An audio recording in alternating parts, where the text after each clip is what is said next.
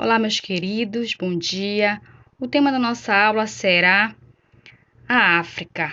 Como é um assunto muito extenso, dividirei em dois momentos. A África é considerada o berço da humanidade. Na região centro-sudeste do continente, foram encontrados os mais antigos vestígios da presença dos seres humanos.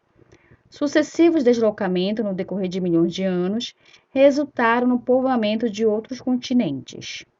A África é o terceiro continente em extensão no mundo.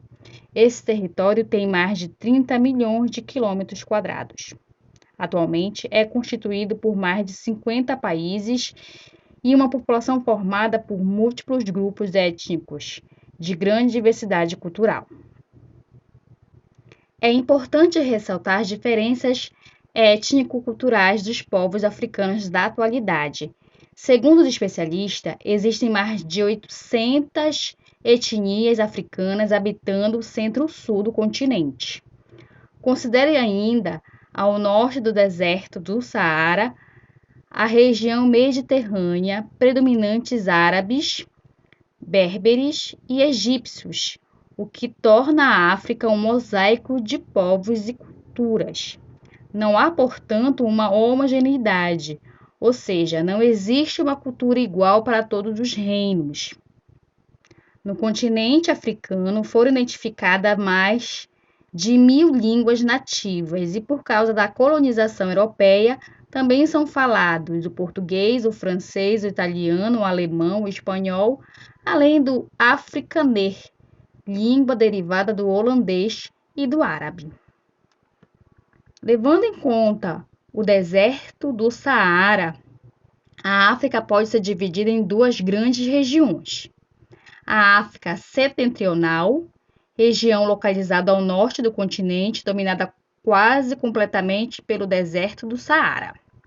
A África subsaariana, região dominada por savanas, florestas e alguns desertos, ao sul do deserto do Saara.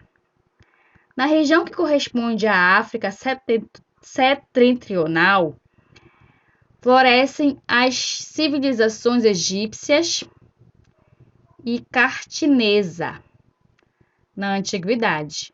O contato com os outros povos foi facilitado por essa região estar banhada pelo Mediterrâneo. Foi na África subsaariana que os reinos de Gana, Mali e Songhai se desenvolveram.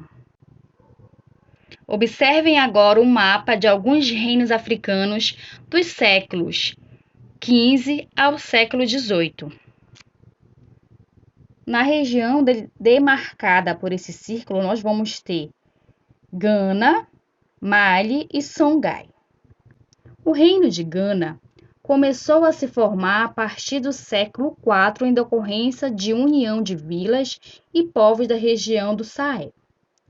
As vilas se estabeleceram com as atividades comerciais caravaneiros, que paravam para descansar e se abastecer à beira dos rios ou de oásis, realizavam trocas comerciais nesses lugares.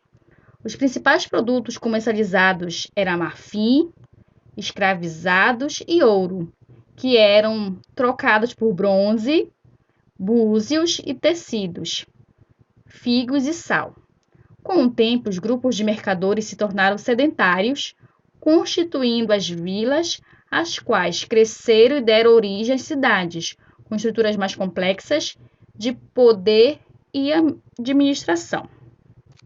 Gana tinha a cidade de Kumbi-Saleh como a capital, que estava dividida em duas áreas: a parte administrativa, onde morava o rei com sua corte, e a parte comercial, a aproximadamente a 9 quilômetros de distância, onde viviam mercadores muçulmanos.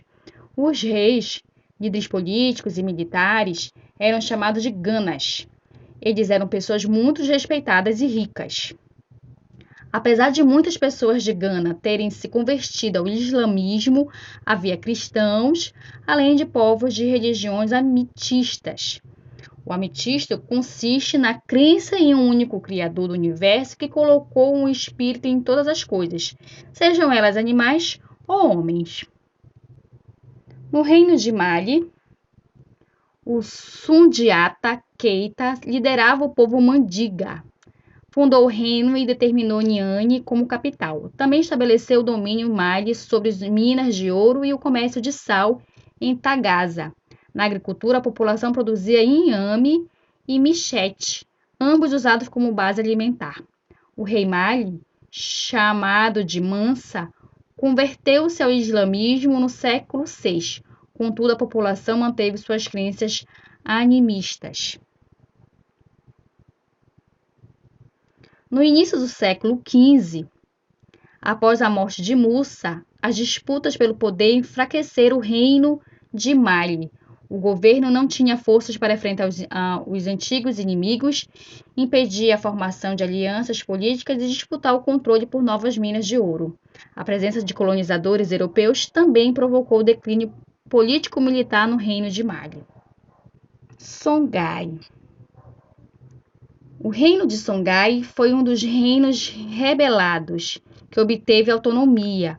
Com as bases do novo império na região, Gao se estabeleceu como a cidade mais importante. Aproximadamente no século XV, Ali Ber se tornou o primeiro imperador de Songhai e era muçulmano. No fim de 1460, conquistou muitos estados vizinhos de Songhai, incluindo o que restava do reino de Mali. Dominou as minas de ouro, de sal e o comércio de marfim e de escravizados. Os povos vizinhos, principalmente de Marrocos, desejavam tirar de Songhai o predomínio sobre as minas de sal e em 1591 o Império Songhai foi derrotado pelos marroquinos, que utilizaram uma arma desconhecida, o arcabuz, também conhecida como espingarda, recurso que compravam dos europeus. Esse foi nosso primeiro estudo sobre a África. Então, meus amados, bons estudos e um forte abraço.